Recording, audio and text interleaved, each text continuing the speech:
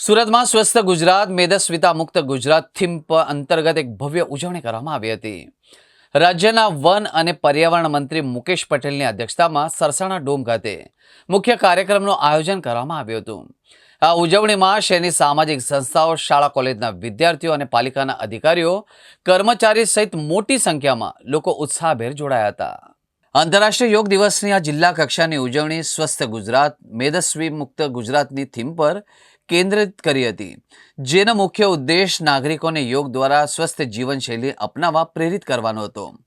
સુરત જિલ્લામાં યોગ દિવસની ઉજવણીમાં 3200થી વધુ સ્થળોએ અંદાજે 4.50 લાખથી વધુ નાગરિકો યોગમય બન્યા હતા। આ વિશાળ જનભાગીદારીથી યોગ પ્રત્યે લોકોમાં વધતી જાગૃતિ અને તેને દૈનિક જીવનનો ભાગ બનાવવાની ઈચ્છા દર્શાવે છે। સામૂહિક યોગાભ્યાસ દ્વારા સમાજમાં સ્વાસ્થ્ય અને સુખાકારીની સંદેશ ફેલાવવામાં આવ્યો હતો, જે એક પૃથ્વી એક શ્વાસની વૈશ્વિક સંદેશને મૂર્તિમંત કરે છે। વન પર્યાવરણ મંત્રી મુકેશ પટેલે આ યોગ કાર્યક્રમમાં ઉપસ્થિત રહ્યા હતા અને યોગના પર્યાવરણીય લાભો તેમજ માનવ સ્વાસ્થ્ય પર તેની સકારાત્મક અસરો પર ભાર મૂક્યો હતો। આ સામૂહિક યોગાભ્યાસ કાર્યક્રમ સુરતના નાગરિકોની એકતા અને સ્વાસ્થ્ય પ્રત્યેની પ્રતિબદ્ધતાનું પ્રતીક બન્યો હતો।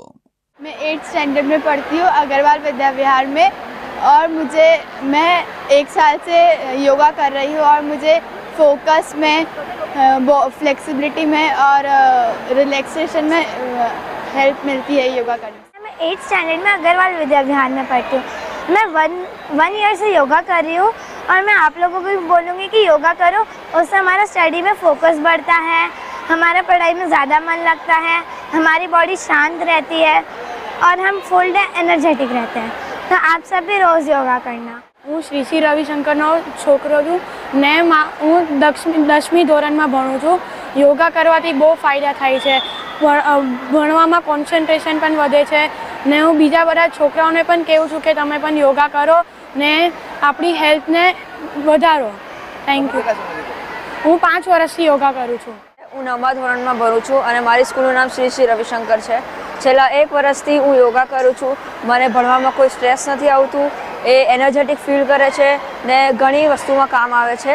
અને અમારા સ્કૂલમાં બહુ બધી યોગાની ટેકનિક્સ થાય છે, જેમ કે ભસ્ત્રિકા, સુદર્શન ક્રિયા, એનાથી બી કોઈ સ્ટ્રેસ નહીં થાય।